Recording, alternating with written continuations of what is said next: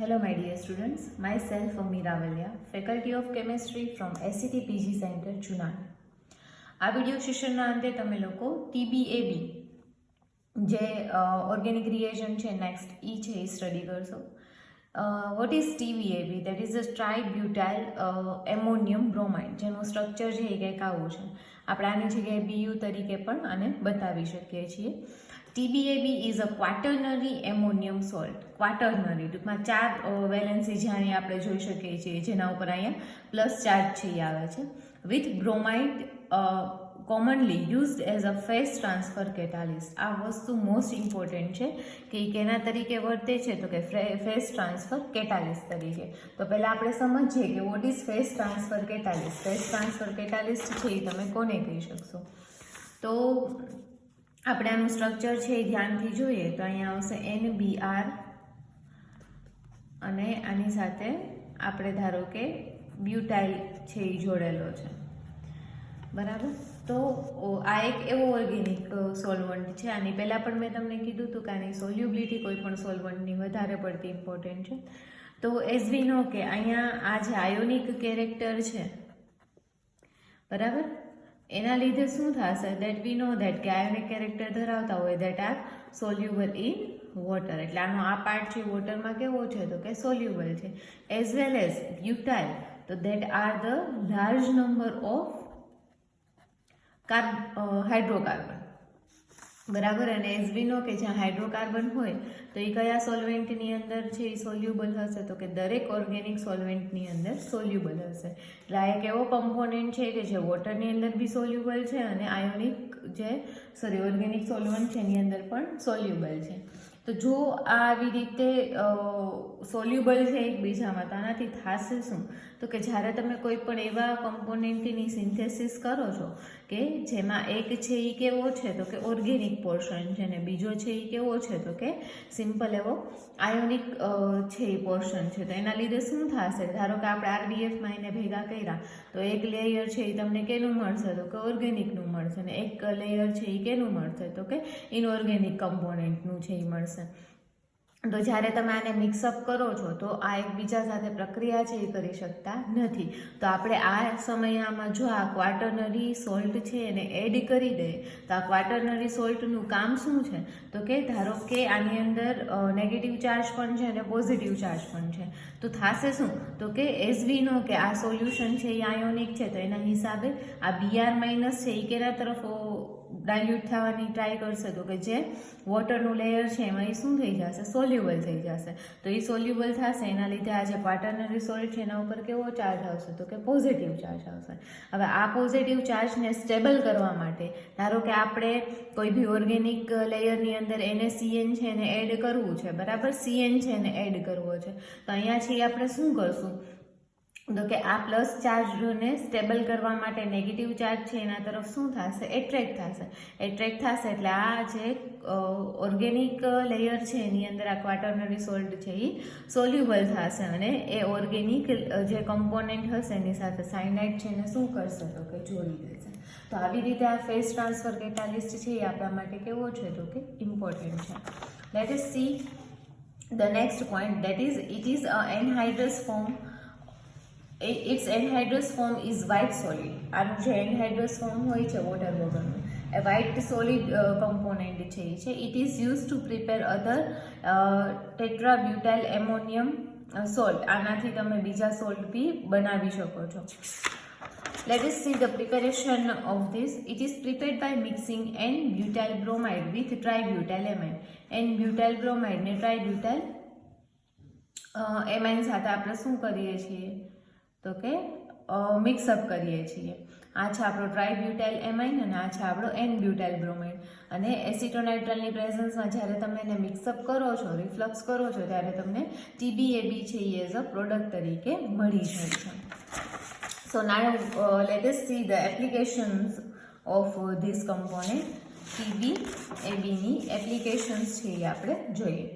એની સૌથી પહેલી એપ્લિકેશન છે એ આપણે લઈએ. It is used in the synthesis of 1,3-dihydrobenzamidazole 2 ons and 1H imidazole.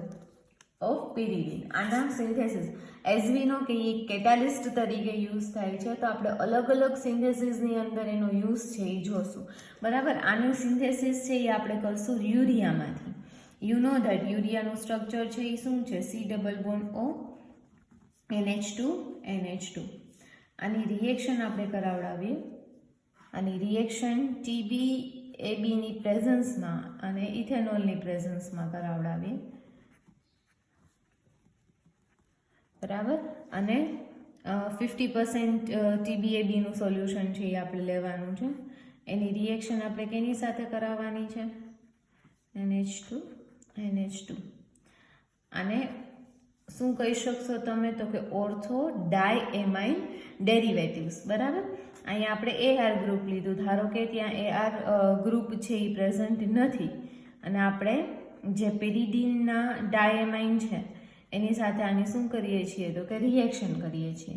બરાબર. તો એઝ અ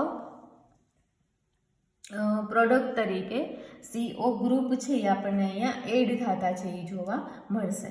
બરાબર. તો આની રિએક્શન છે એ કંઈક આવી રીતની થશે કે આ NH2 છે ત્યાં પણ નાઇટ્રોજન એડ થઈ જશે, પછી C ડબલ બોન્ડ O ને વળી પાછો શું આવી જશે? તો કે NH2 ગ્રુપ છે એ આપણને એડ થતા જોવા મળશે. Let us see the another application, that is in the synthesis of 1,5-benzodiazepine.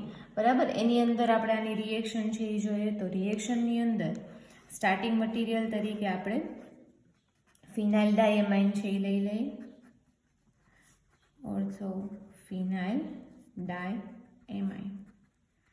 બરાબર. આની રિએક્શન છે એ આપણે કરાવડાવીએ કીટોન સાથે.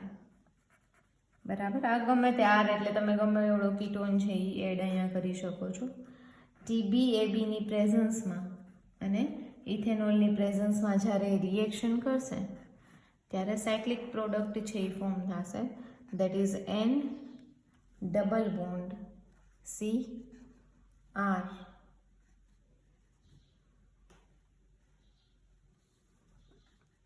NH R. એની સાથે આપણે લઈએ અહીંયા મિથાઇલ. આની વેલેન્સી H2. બરાબર.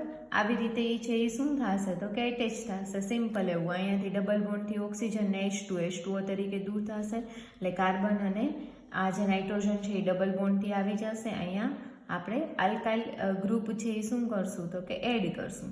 આલ્કાઇલ ગ્રુપ તરીકે ધારો કે ફર્ધર છે એ અહીંયા શું જોડાશે? આના બે મોલેક્યુલ છે આવી રીતે એટેચ થતા છે આપણને જોવા મળશે. નેક્સ્ટ સિન્થેસિસ છે એ આપણે જોઈએ. આ સિન્થેસિસ છે ઓફ 2,3 ડાયહાઇડ્રોક્વિનાઝોલિનની. બરાબર. આની રિએક્શન છે એ આપણે લખીએ તો C double bond O NH2 અહીંયા આવી જશે NH2 અને તમે કહેશો 2-amino બેન્ઝામાઇટ. બરાબર. આની રિએક્શન આપણે કરીએ બેન્ઝાલ્ડિહાઇડ સાથે. જ્યારે બેન્ઝાલ્ડિહાઇડ સાથે રિએક્શન કરશે TBABની પ્રેઝન્સમાં 120 ડિગ્રી સેલ્સિયસ, તો એઝ અ પ્રોડક્ટ તરીકે આપણને 2,3 ડાયહાઇડ્રોક્વિનાઝોલિન છે એ મળી જશે. C double bond O NH અહીંયા આવી જશે N ડબલ બોન્ડથી અને આની સાથે આવી જશે એરાઇલ ગ્રુપ. આ જે CHO છે એ અહીંયા જોડાશે. ડબલ બોન્ડથી ઓક્સિજન આ H2 વડે દૂર થશે. અહીંયાથી એક હાઇડ્રોજન, નાનો હાઇડ્રોજન H2 તરીકે દૂર થશે. બરાબર. આ ઓક્સિજન અને બે હાઇડ્રોજન H2O તરીકે, આ હાઇડ્રોજન અને આનો એક હાઇડ્રોજન દેટ ઇઝ H2 તરીકે શું થશે? તો કે રિમૂવ થશે. Let us see the another application of it, that is in the synthesis of 5 substituted tetraazoles. tetraazoles એટલે 4 એઝો ગ્રુપ છે એ શું થશે? એટલે કે 4 નાઇટ્રોજન છે એની રિંગ આપણને જોવા મળશે. તો આ માટે આપણે કેની સાથે રિએક્શન કરશું? તો કે એરાઇલ નાઇટ્રાઇલની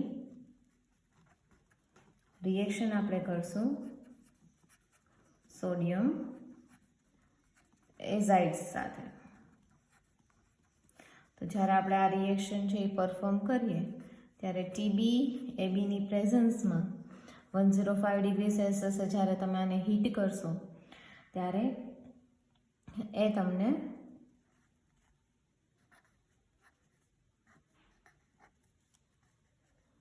ટેટ્રા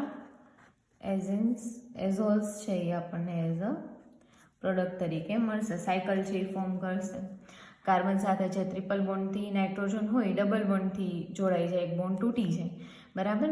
એટલે અહીંયા શું આવી જશે તો કે નાઇટ્રોજનની એક વેલેન્સી ખાલી, એક વેલેન્સી કાર્બનની ખાલી, અને આ N3 છે આની અંદર શું થઈ જશે તો કે એટેચ થતો છે એ આપણને જોવા મળશે.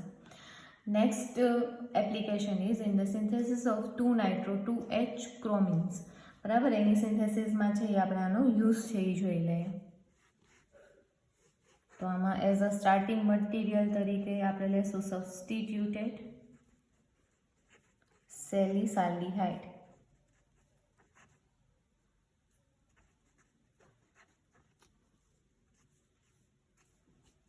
સેલિસાલ્ડિહાઇડનું સ્ટ્રક્ચર છે એ આપણને ખ્યાલ જ છે.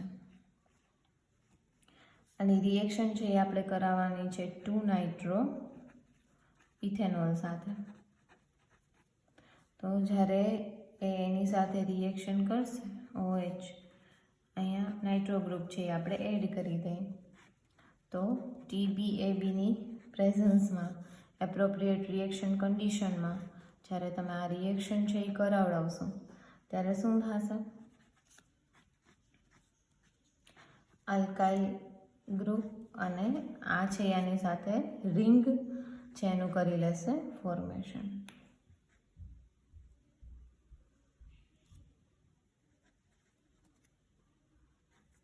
ક્લિયર? તો આ આપણે TbAb કેટાલિસ્ટની જે રિએક્શન્સ છે એ જોઈ, બરાબર. આપણે રિએક્શન્સ છે એ ઇઝીલી કેટાલિસ્ટની પ્રેઝન્સમાં છે એ કરી શકીએ છીએ, બરાબર. અહીંયા TbAb છે એ કમ્પ્લીટ થાય છે. નેક્સ્ટ વિડીયો સેશનમાં આપણે સેકન્ડ જે ઓર્ગેનિક રિએજન્ટ છે એ જોશું. Thank you.